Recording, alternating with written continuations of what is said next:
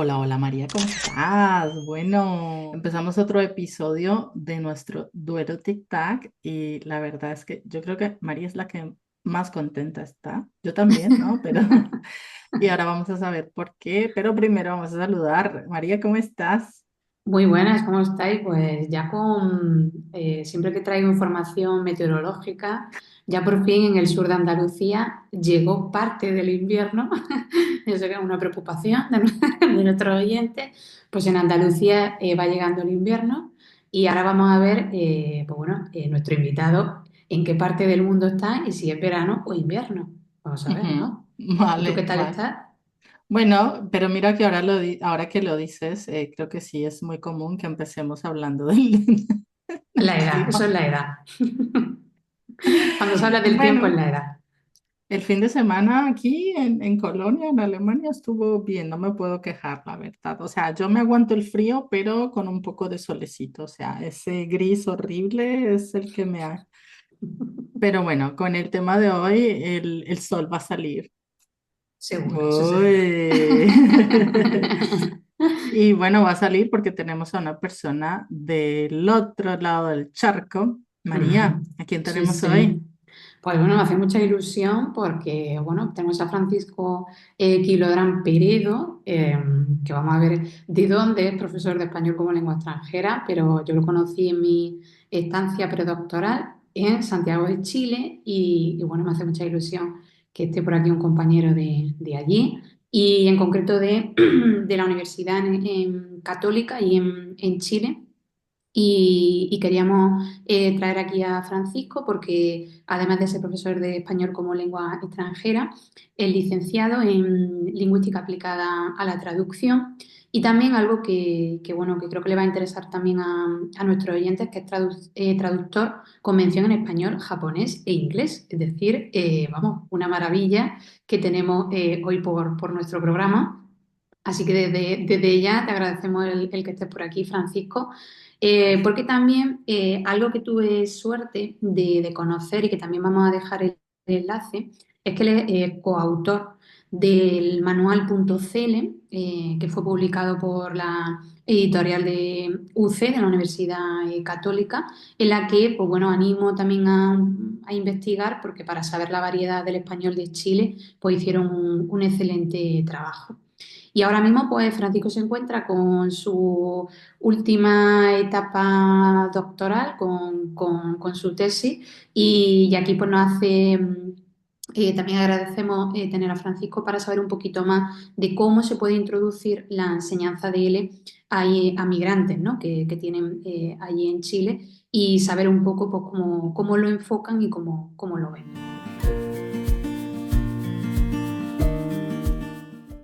Así que Francisco, después de presentarte, ¿qué tal? ¿Cómo estás? Hola, hola. Bueno, buenos días acá.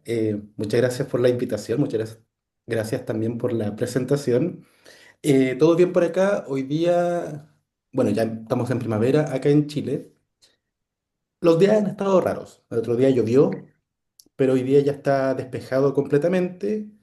Mañanas frías, pero ya la tarde calurosa. Así que ya empezando pronto, yo creo en un mes, el verano. Así que muy bien por acá. Muchas gracias. ¡Qué Pues Jennifer, envidia! eso te iba a decir totalmente lo contrario, es decir, es muy curioso. A mí me fue un choque porque el año que me fui a Chile fue el único año todo invierno, no tuve verano ese año. Qué pena, qué pena. Oh, No, se salió el sol, sí, se oh. necesitaba, Sí, sí, fue muy raro, se fue necesitaba muy eso. raro. Pues bueno, Francisco, pues te agradecemos de nuevo el estar por aquí y ahora pues le dejo que lance la primera pregunta a mi compañera Jennifer. Pues muchas gracias por darme ese honor.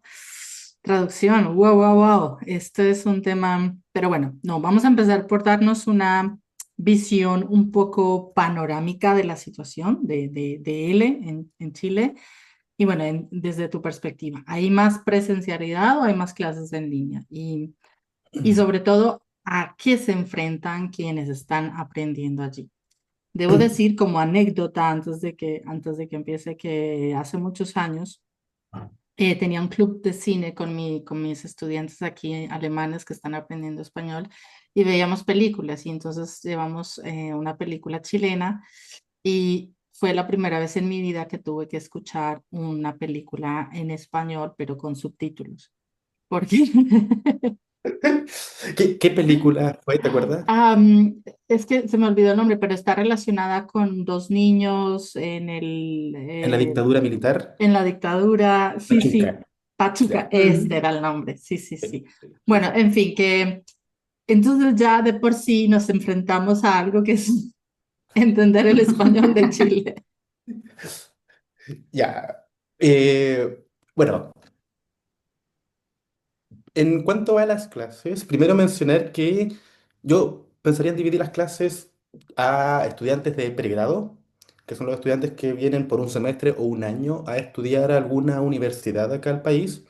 En mi caso, claro, yo he trabajado en la Universidad Católica. Frecuentemente son estudiantes o de Estados Unidos o de Europa, profesionales que vienen a trabajar a Chile, extranjeros que no hablan español. Migrantes, específicamente pensando en migrantes haitianos, ese sería como el segundo grupo. Y un tercer grupo sería de refugiados. Hace algunos años empezamos a recibir refugiados de Ucrania y de Afganistán específicamente. Entonces, yo como que dividiría las clases en esos tres grupos.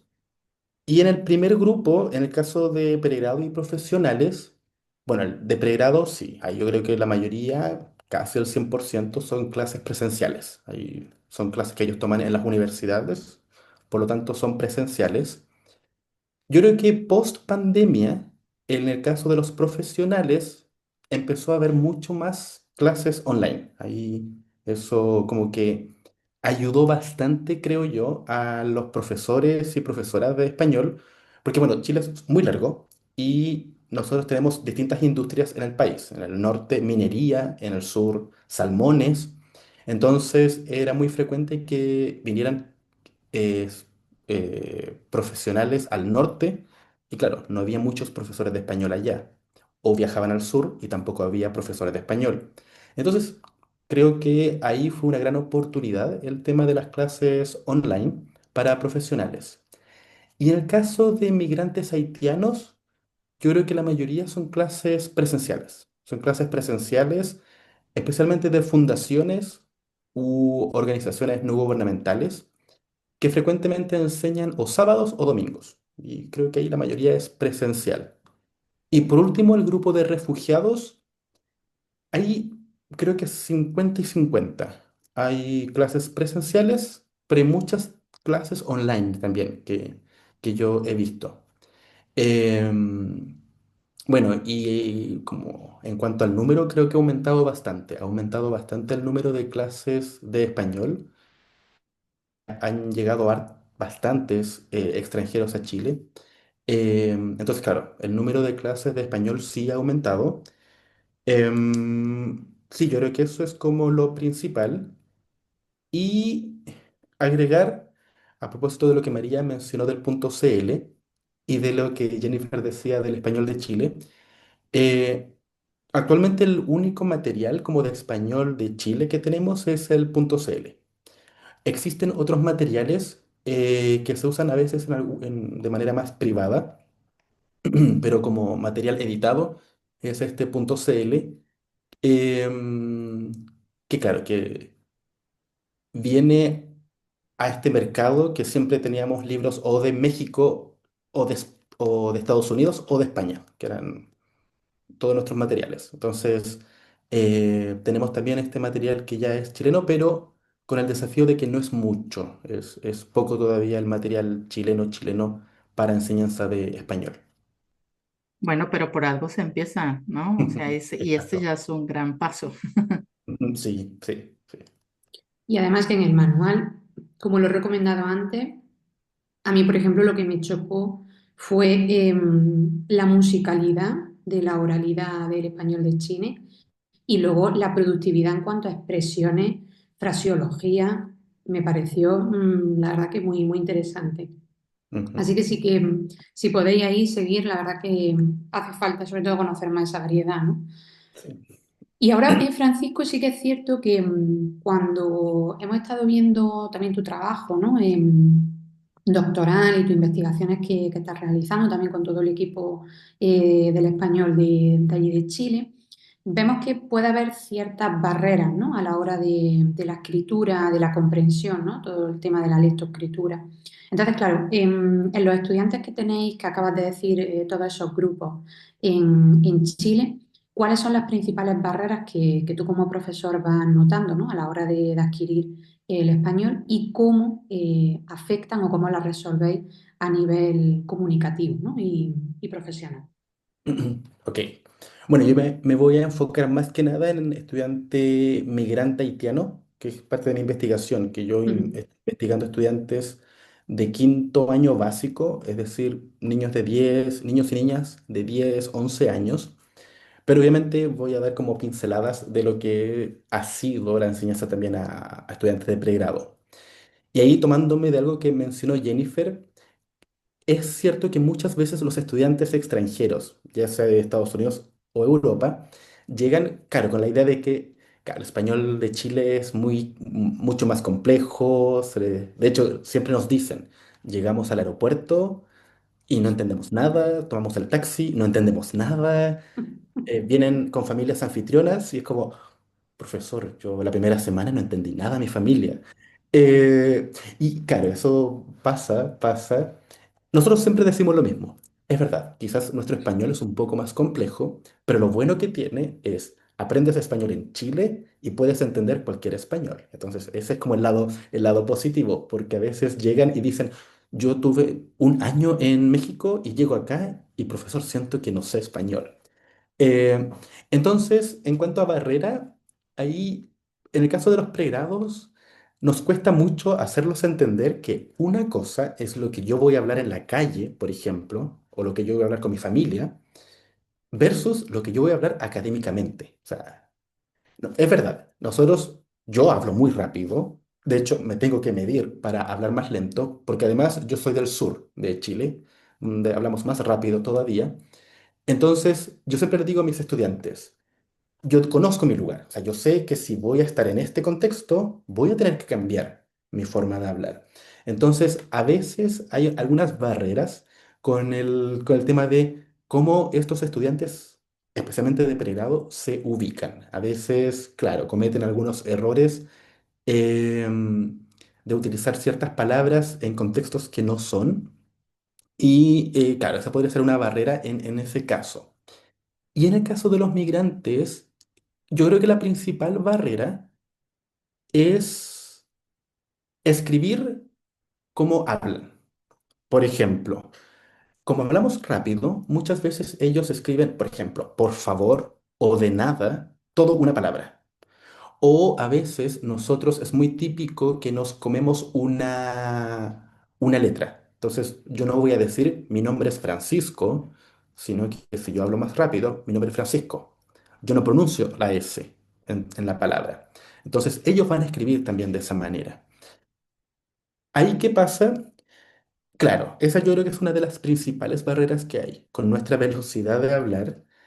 Pero en el caso de la escuela, yo creo que ese desafío o esa desventaja además se le agrega que el profesorado no cuenta siempre con las herramientas para enseñar al estudiante y de corregir esas variaciones. Entonces, claro, es solamente un castigo. Entonces, escriben la prueba el estudiante y existe el castigo por haber escrito mal, pero nadie le explicó cómo se escribía correctamente esas palabras. Y eso obviamente también va a pasar con temas de concordancia, género, número, con temas de puntuación. Es muy típico, nosotros hemos visto, hay una investigación que hace una colega que es Gloria Toledo, que es como jefa de un equipo de investigadores, en donde, claro, ella observaba que en la escritura de los estudiantes de enseñanza media, 14 15 años, el principal tema que revisaba el profesorado en las redacciones era puntuación, tildes y escritura. El tema es que uno nunca le enseñó eso al estudiante, es como solamente penalizarlos. Entonces yo creo que esa es una de las grandes barreras que tenemos. No hay, en la escuela actualmente no hay una enseñanza directa de cómo escribir para estudiantes que no hablan español, eh, pero sí hay una gran penalización por escribir mal. Entonces, porque es frecuentemente lo único que se observa de evaluación o de corrección del estudiante. Entonces yo diría que esa es la principal barrera en la escuela. Em, sí, creo que eso es lo principal. ¿Y tú crees que, o sea, cuando dices escuela, dices pues enseñanza adolescente, reglada, ¿no? Enseñanza básica, enseñanza primaria y secundaria, diría yo. Ok. Bueno, además que, no sé, María, si te acuerdas cuando tuvimos aquí a Daniel Casani, que también hablamos un poquito Ujú. de escritura, ¿no? Y escritura, pues ahora apoyada por la inteligencia artificial. También tenemos que analizar muy bien ese tipo de, cómo influyen esas barreras que tú estás diciendo, porque ahora ni siquiera, si antes no nos fijábamos en esos pequeños detalles, en cómo introducirlos pedagógicamente, pues ahora va a ser mucho más difícil porque pues la IA te va a hacer Mm, todo y ni siquiera tienes la reflexión de eso, ¿no? Ujú. Entonces también hay que enseñar a escribir con la IA, valga la redundancia, ¿no? exacto. Ujú. Sí, sí, Mm. sí. Vale, entonces teniendo en cuenta estas barreras que mencionas, vamos a ver, pues, qué podemos hacer más Ujú. específicamente, como qué propuestas didácticas tú consideras que son más efectivas para promover la inclusión y el aprendizaje del español en estudiantes inmigrantes y en estudiantes que tienen diferentes niveles de dominio de la lengua. ¿Cómo lo ves tú? Yo creo que la principal forma de incluirlos, eh, lo primero es valorizarlos. Valorizarlos tanto al estudiantado como personas que sí saben, como su lengua.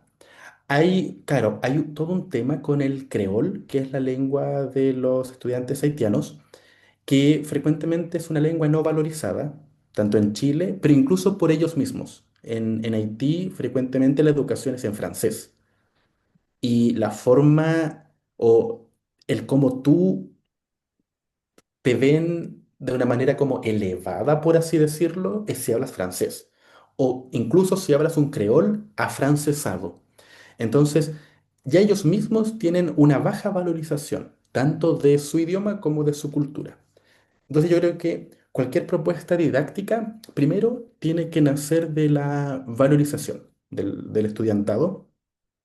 Y con esto no me refiero a que tengamos que aprender creol. No, o sea, no es necesario. No, no porque alguien Que también es interesante. Yo tuve un par de materias en la universidad y la verdad es que es muy interesante.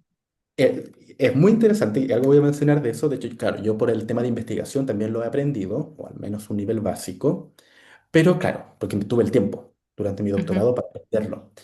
Pero sería imposible pedirle al profesorado en escuelas primarias y secundarias que lo aprendan. Y como digo, yo no siento que porque una persona hable español va a valorizar mi idioma. Obviamente es muy bueno cuando otra persona extranjera te habla español. Es como, oh, qué bonito, pero no necesariamente es sinónimo inmediato de valorizar tu idioma. Entonces, yo creo que toda práctica pedagógica tiene que sí o sí valorizar el idioma y la cultura. Y por ejemplo, eh, enseñar desde lo que el estudiante sabe y hace. Durante mi investigación, algo que noté y que se repite en la literatura es que frecuentemente el profesorado piensa que el estudiante inmigrante no escribe, no hace nada, no sabe. Y estos estudiantes, yo seguí, bueno, dos cursos de 35 personas, de 35 estudiantes cada uno. Y había como, eran 20 25 estudiantes haitianos. Yo seguía 10 que fueron los que, claro, por temas familiares me dieron los consentimientos. Y estos estudiantes escribían mucho, escribían, de hecho, En la segunda ronda de entrevistas que yo tenía, les pedí, me pueden traer un libro que les guste o algo que hayan escrito antes. Y un estudiante me dijo, profesor, yo le voy a escribir un cuento y un poema. Entonces, él escribió un cuento y un poema en español. Otra estudiante tenía un diario bilingüe en español y creol. El creol era más que nada porque la mamá le enseñaba creol para que no perdiera su cultura.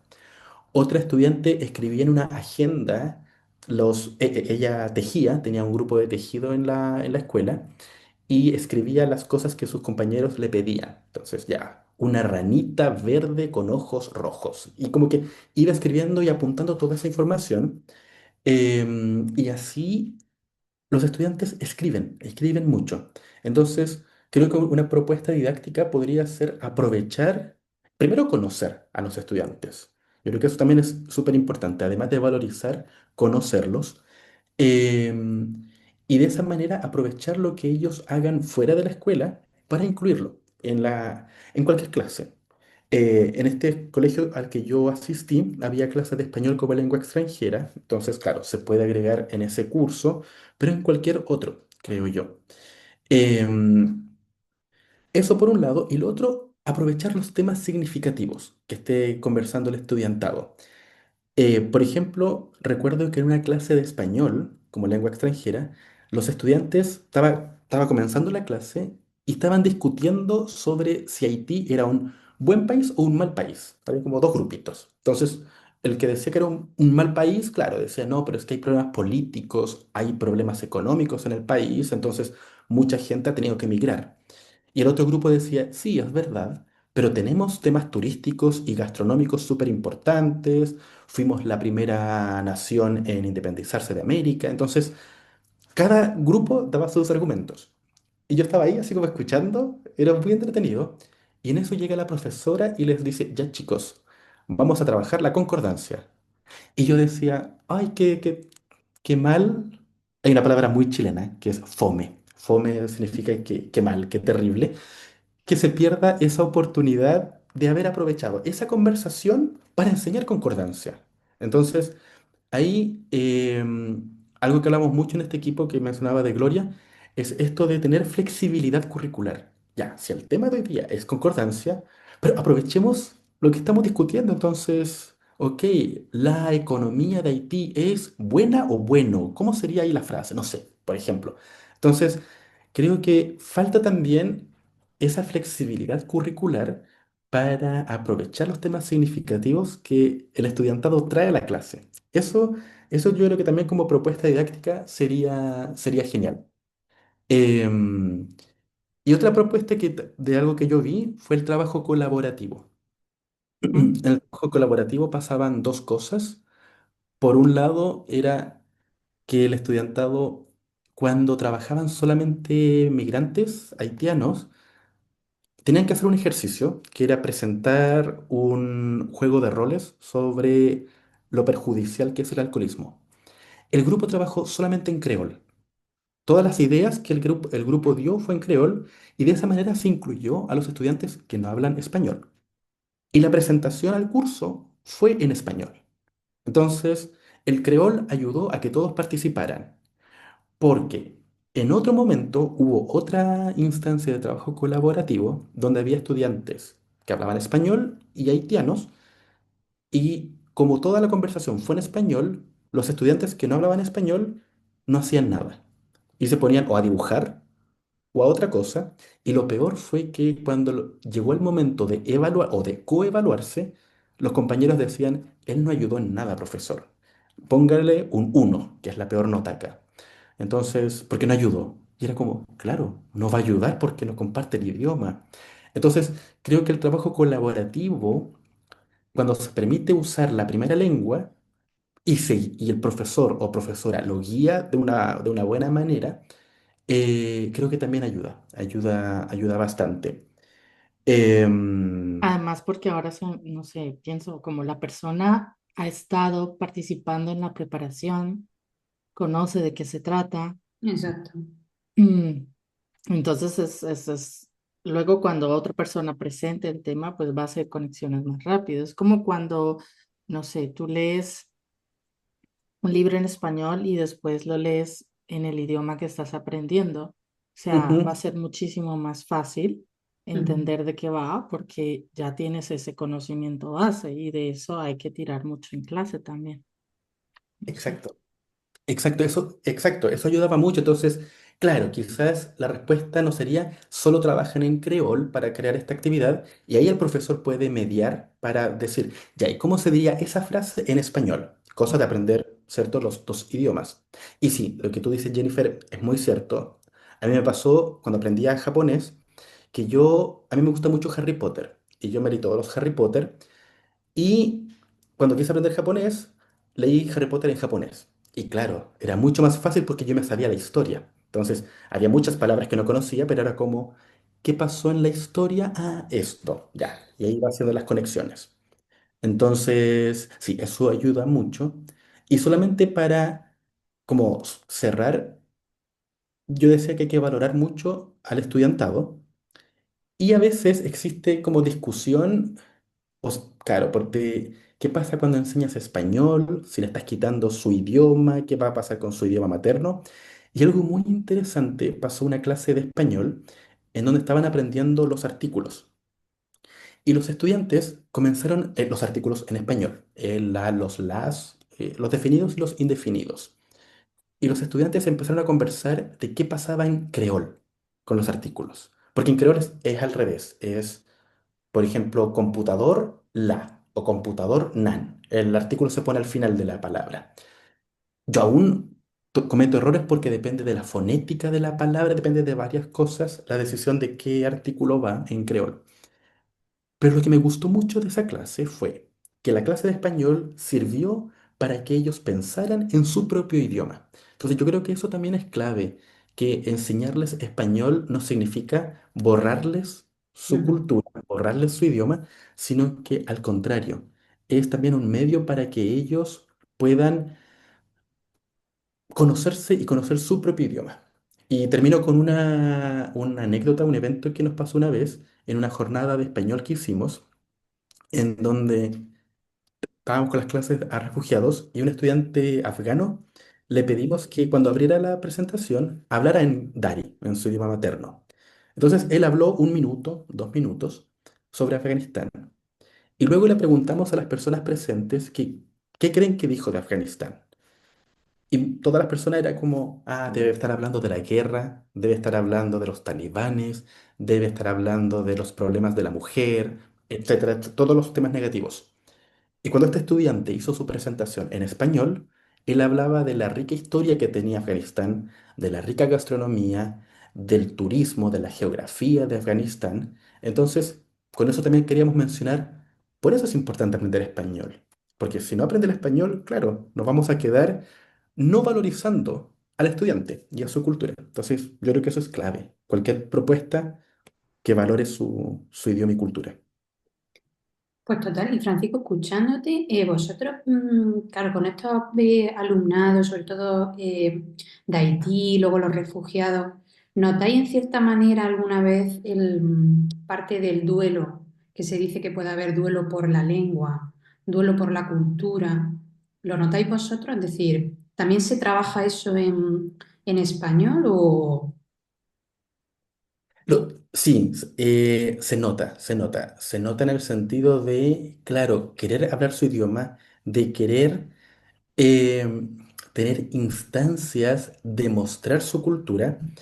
eh, entonces intentamos con el estudiantado hacer actividades en donde ellos puedan no mostrar solamente lo típico, que es el baile y la gastronomía, sino que Ujú, también de su cultura en general, del cine, de conocerlos más a través del español. Siempre especialmente con los estudiantes adultos, siempre nuestra idea es esa, que se den cuenta, tanto ellos como estudiantes, como el público que va a ver esas actividades, que el español sirve como puente para poder mostrar tu cultura, que para nosotros es como una manera en poder, claro, decir quién eres, y creemos, ayuda un poco en claro, en ese duelo.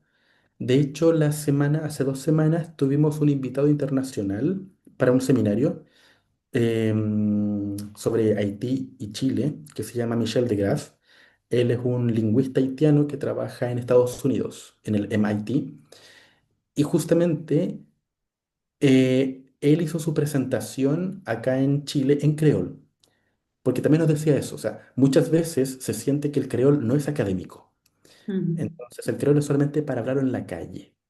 Entonces, cuando los estudiantes en la escuela, él llegó y les empezó a hablar en creol, también fue como otra las instancias y el estudiantado feliz de hablar con él.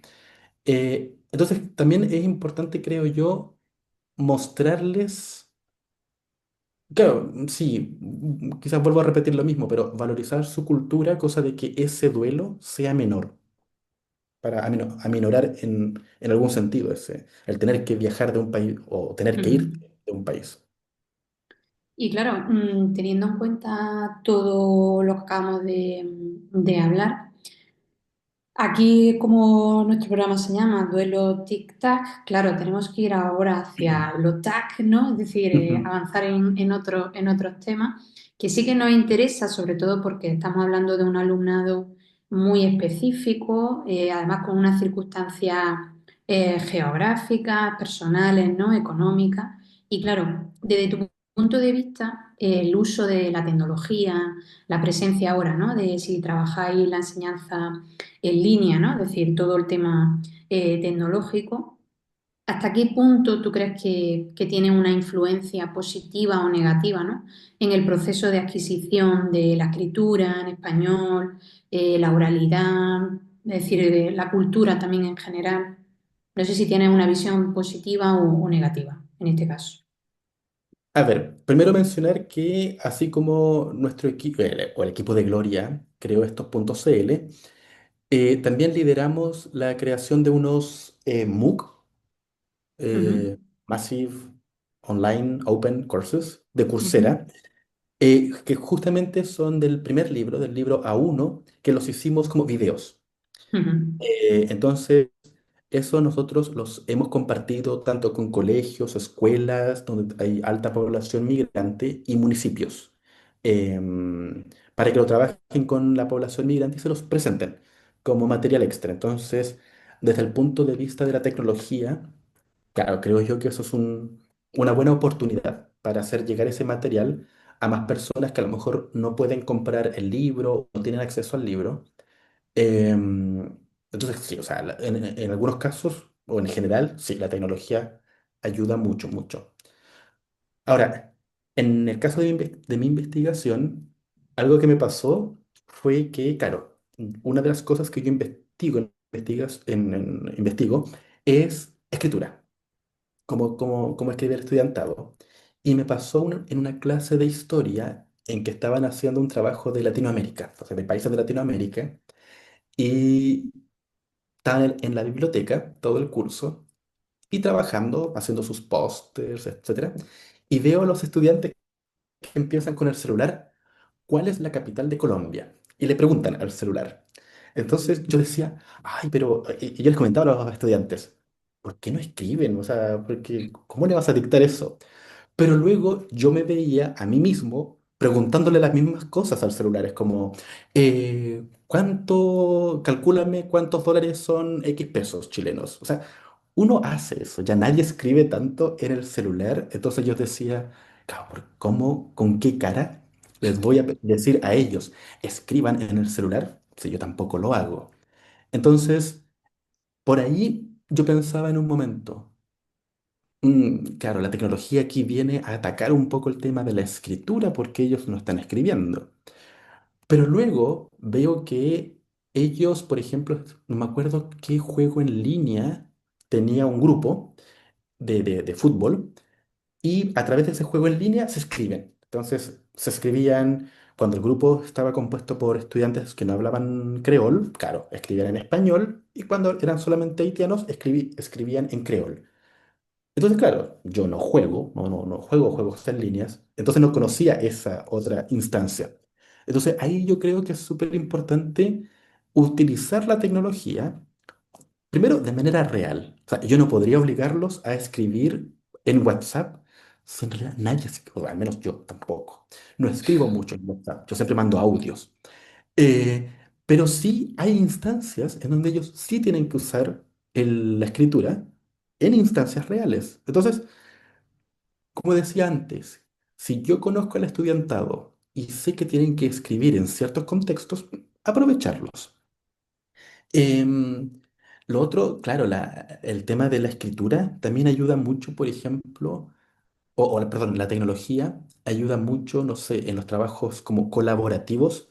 Esto yo no lo vi mucho con los estudiantes de primaria, lo veo más con los estudiantes de universidad, en donde a través de un Google Drive cada uno va agregando cosas o va eh, trabajando en sus ensayos, por ejemplo, y ahí la tecnología es de gran ayuda. Em, ya, eso yo lo he visto. Y lo otro que vi fue el tema de la IA, o sea, la inteligencia artificial, y al menos lo que alcancé a ver fue más que nada ChatGPT, de utilizar mucho ChatGPT para escribir. Como digo, esto más en estudiantes de pregrado, que yo me acuerdo que, claro, uno como profe de español nota inmediatamente cuando alguien usa ChatGPT, por dos cosas. Un vocabulario muy rebuscado, es como, ningún nativo va a usar esta palabra. O sea, sí, no sé, recalcitrante, o no se me ocurre ya qué palabra, pero es como, sí, yo la entiendo, pero nadie la usa. O los pasados, que extrañamente este estudiante maneja muy bien En, yo comía. Y es como, en un nivel A2, pero el subjuntivo lo domina a uff, la perfección.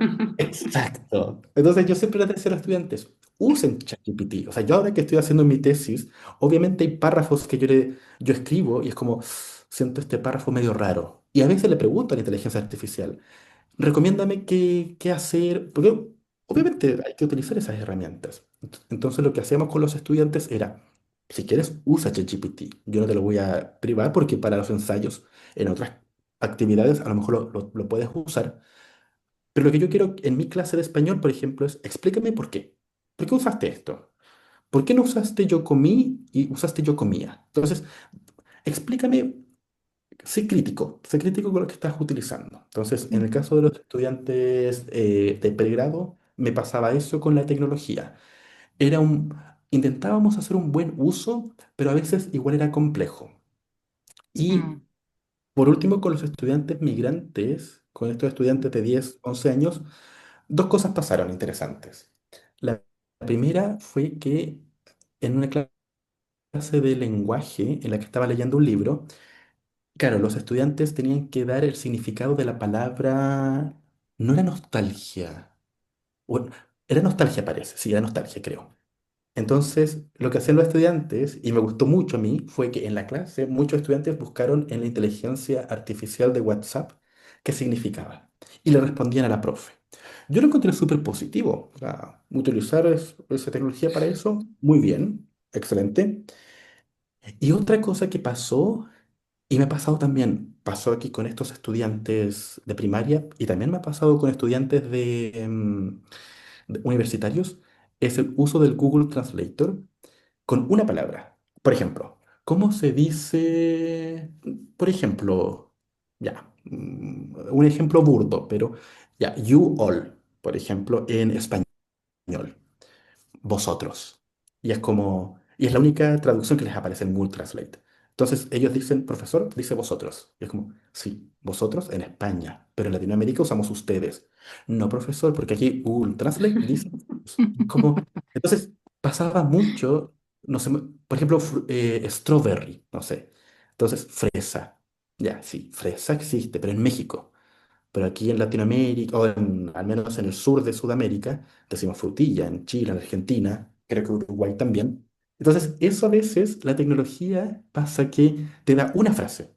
Entonces, ahí uno puede ser crítico y decir, pero me están silenciando, o sea, yo soy hispanohablante, yo no digo fresa, yo digo frutilla. Y ahí viene lo que decíamos, lo que conversamos un poco al principio.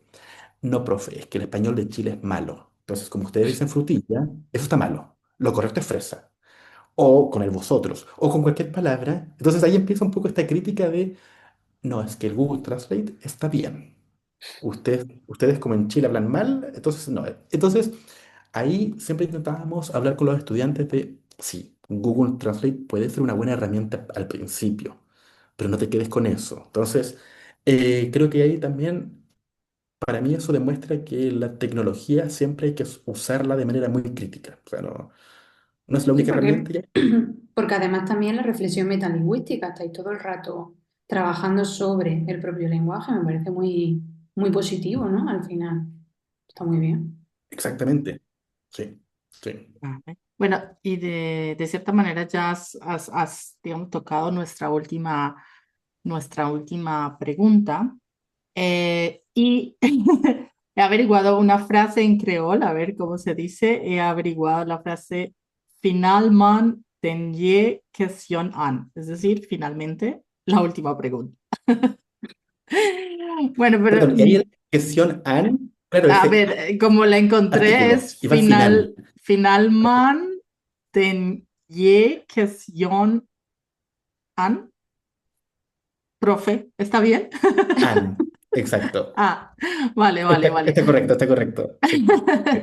Bueno, para cerrar un poco, pero igual ya lo habías conectado con lo de la inteligencia artificial, pero ahora es como que nos cuentes tu perspectiva de cómo se están preparando pues los y las futuras profesoras para afrontar esta época del boom de la IA y sobre Mm. todo pues en tu ámbito, ¿no? En la destreza eh, escrita. ¿Cómo ves? ¿Hay algunas estrategias? ¿Hay formaciones? Yo creo que hay una explosión de formación. El tema es que uno no sabe, de hecho yo mismo, ¿no? Como que yo me quedé en ChatGPT y obviamente para mi trabajo de tesis, claro, he conocido otras inteligencias artificiales que te pueden ayudar a unir PDFs, por ejemplo, y darte como algunas ideas de lo que estos artículos científicos dicen. Y eso ha salido, yo creo, mucho con el trabajo en equipo, con otros compañeros del doctorado, y es como, mira, conocí esta IA y vamos Ujú, trabajando de a poco. Entonces, como desde un punto de vista personal, ha sido mucho de lo que nuestro equipo, nuestros amigos, conversamos entre nosotros. En la enseñanza me pasa que siento que hay profes que, entre comillas, le hacen la cruz a la IA, con esta idea de, no, no, es que la IA no puede entrar porque la gente no va a pensar. Y claro, es verdad, puede pasar eso, pero yo creo que si en la sala de clases intentamos que, lo que decía antes, hacerlo una herramienta pedagógica, si al final yo creo que eso es importante, saber cómo utilizarla, enseñar a utilizarla. Y vuelvo quizás a una pregunta anterior, que es esto de valorizar al estudiante. Me pasa que muchas veces los estudiantes saben más de inteligencia artificial, al menos que yo, o sea, que yo como profe. Entonces, lo que a veces hacemos con unos colegas es pedirle a los estudiantes que presenten y que nos cuenten ellos cómo usan la inteligencia artificial y qué inteligencia artificial usan.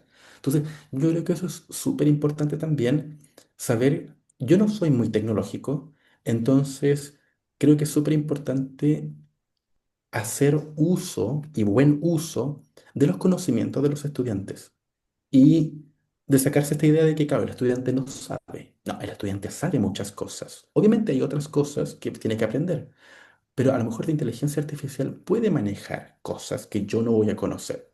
Entonces, yo creo que, al menos en mi caso, que no sabía mucho de inteligencia artificial, algo que me ha servido es que los mismos estudiantes te expliquen. Porque, como les digo, en cuanto a preparación de inteligencia artificial, siento que hay muchas ofertas, pero no sé hasta qué punto son útiles, porque al final uno se inunda en que ya no uses ChatGPT, porque ChatGPT, bla, usa esta otra IA. Y es como, ay, pero yo recién aprendí a usar ChatGPT, ahora me cambiaron la IA, ahora tengo que usar esta otra, que es... y al menos lo que yo he aprendido, y también se habla bastante acá, es el tema ético. Porque a veces hay muchas personas que ponen toda su información en ChatGPT. Por ejemplo, todas las entrevistas de mis estudiantes, ya, ChatGPT, analízame las entrevistas. Entonces, yo me acuerdo que con unos profesores y colegas hablábamos de eso, de, ojo, que eso ya es información privada que tú no deberías ponerle a la nube. Entonces, creo que también falta un trabajo crítico de reflexionar acerca del uso de la inteligencia artificial y del buen uso de la inteligencia artificial. Mm, Entonces, creo que falta. O sea, como digo, hay muchas ofertas, creo que hay muchas oportunidades, hay muchas cosas que se pueden hacer, pero creo que aún falta trabajarlo bien, al menos, sí, trabajarlo mejor, al menos en los cursos que yo he visto de enseñanza de español para profesores, no he visto que el tema de inteligencia artificial esté. Sí lo he visto mucho en seminarios, ahí sí, pero todavía siento que como algo práctico en la preparación de profesorado, no lo veo todavía y lo veo más como qué hace mi amigo, qué hace mi amiga, qué hace mi equipo sobre el tema, más que todavía una enseñanza más como... Sí, como una implementación, ¿no? Dentro de Exacto. los programas y formaciones, ¿no? Mm. Eso no existe todavía. No, yo creo que todavía no. Además, y Ujú, tampoco se ve como de manera orgánica, como parte de la competencia digital, por ejemplo, del docente, del ujú. estudiantado. Es como un complemento ahora privado, interno, ¿no? Como no Exacto. forma parte real, ¿no? Como que entronca lo que es nuestra formación, en este Sí. caso. No, y hay una última cosa, que bueno, a lo mejor este es un ejemplo muy particular, pero yo creo que se repite en otros lugares de Chile, y no sé en España o en Alemania, pero por ejemplo en la escuela donde yo hice la investigación no hay internet. Entonces, los profesores tenían que andar con su celular para darse internet. Entonces, claro, el colegio, por ejemplo, tenía hermosos data show, proyectores, no tenía muchos computadores. Entonces, lo que los profesores muchas veces decían, claro, nos dicen implementemos estas actividades pedagógicas que están relacionadas con la tecnología, pero ni siquiera tenemos internet. Entonces, claro. Ahí también me pasa un poco de esa como, claro, justicia social. ¿Qué pasa cuando, claro, hay un lugar en donde, obviamente, si tienes todos los recursos, tu estudiantado va a aprovecharlo todo? Pero ¿qué pasa en estos otros? Entonces, Ujú, excelente el trabajo de las IA, pero claro, ¿qué pasa con los colegios que me imagino no son pocos en Chile que no tienen internet y que ya quedas eh, marginalizado completamente de todo este avance? ujú, Ahora, hay bueno, que es decirlo. la brecha digital de la La que brecha tanto digital. hemos Sí. hablado aquí, ujú. María, ¿no? Que ya Sí, sí. la IA incluso Crece más viene esa brecha. viene a Mm, profundizarla y ya no sí, se Ujú, trata tanto de si sabes o no, se trata de qué posibilidades tienes o no para usar esos medios. En fin, ujú. exactamente. vale. María, Pues hacemos una recapitulación antes de despedir a Francisco, porque creo que ha sido un episodio muy enriquecedor, porque creo que muchos de nuestros oyentes van a descubrir una parte, ¿no? ujú, del español que seguramente desconocían o que conocían poco. Así que te lo agradecemos, porque hemos descubierto que en concreto en el español de Chile sí que tienen un alumnado en concreto de la migración haitiana y luego también de refugiados de Ucrania y Afganistán, que creo que es Mm, un perfil en el que el tema de que hemos hablado, desigualdad, por ejemplo, tecnológica, sistemas de poder, ¿no? Como la IA, pues creo que hay otras razones más importantes que hablar desde una posición, ¿no? En este caso, cómoda. Y luego algo que sí que me voy a llevar de una cosa que ha dicho Francisco, además que lo voy a poner luego en el episodio, si aprendes español de Chile, ya puedes aprender cualquier lengua. Me parece cuando que dijo define. eso, cuando dijo eso me acordé de alguien que me dijo alguna vez, si aprendes a conducir en Ciudad de México o Londres, aprendes en cualquier lugar del mundo. Pues lo mismo pasa con es el lo mismo, chileno. claro. Y entonces, en este contexto, ¿no? Sí hay que, la importancia cuando hablamos de barreras, ¿no? Saber y ser conscientes del contexto y del registro, es decir, que ellos desde allí hacen mucho hincapié en que el alumnado no tiene que tener miedo a hablar en otra lengua, pero sí ser conscientes en el contexto en el que se produce, ¿no? Y de eso también un poquito se relacionaba con que los casos de por favor o de nada, que me ha parecido muy bonito que se escriba como una palabra junta, ¿no? Y que obviamente no se escribe como se habla. Y aquí hemos visto que aunque Francisco se haya controlado, pues esa musicalidad del chileno es algo que nos atrae a los de fuera. La verdad que es Mm, muy bonito esa musicalidad que tenéis al hablar, ¿no? me Luego también encanta, la me velocidad. encanta. No sé si me van a poner subtítulos. Ahí voy a ver. No, No, no, no, no, no, se te no, no, entiende no, no, perfectamente. no, no, Además, se agradece, la verdad. no, no, Y luego no. ya por último, algo que sí que me parece un tema que nosotras queríamos tratar y que te lo agradecemos, son muchos de los prejuicios que se tienen a la hora de trabajar con alumnado, en este caso con procesos migratorios, ¿no? En concreto, y no olvidar el que hay que revalorizar siempre la cultura y la lengua, por tanto, del hablante, en este caso no nativo, pero que no se borra, aunque aprenda, ¿no? Lenguas adicionales y que esto en ocasiones cómo puede reforzarse de manera negativa, a lo mejor con estos prejuicios, los estereotipos, ¿no? Como tú has dicho, que parece que hablar una lengua u otra te da como cierto prestigio, ¿no? Parece Mm, que es mejor o peor, ¿no?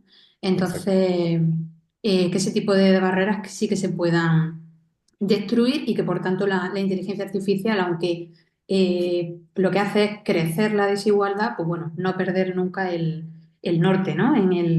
Los profesores en los que estamos, ¿no? Dando clase.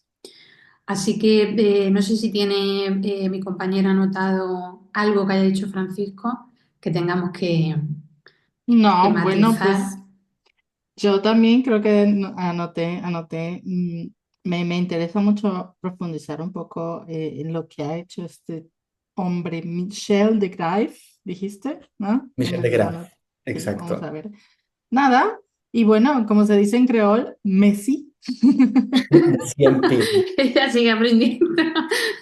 Bueno, perdón, a propósito, para aquellas personas que quieran aprender más sobre Haití, claro, Michel de Graaf tiene una página web del MIT que es Ujú. mit-it.net, si no me equivoco, pero igual se puede googlear, Yo, eh, la en buscamos. donde tiene material de Vale, Ah, mira. enseñanza, biología, física, matemática, de todo lo de la escuela en creol. Entonces, Ujú. creo que puede ser un material si alguien trabaja con población haitiana. qué bien. Bueno, Muy pues bien, muchísimas Francisco, gracias. pues muchas gracias vos de nuevo por Muchas aceptar la gracias. invitación, contarnos todo lo que hacéis por ahí, todo el equipo de español, con Ujú. Gloria, con todos, con Marcia también, que la verdad que os mando saludos a todos. Y luego ya cuando ya termines tu tesis, pues te volveremos a invitar para que nos cuentes y nos traigas Feliz. sobre todo también del manual de Punto Cele porque la verdad que sí que nos va a interesar y Jennifer Ujú. que crea tantos materiales para saber un poco cómo trabajar la variedad de Chile, que bueno, que nos hace falta también ese tipo de contenido, ¿no? Feliz. Feliz Muchísimas gracias por la invitación. A ti mucha Gracias. suerte en esta última etapa, sobre todo. Muchas gracias. Adiós, adiós. Muy bien.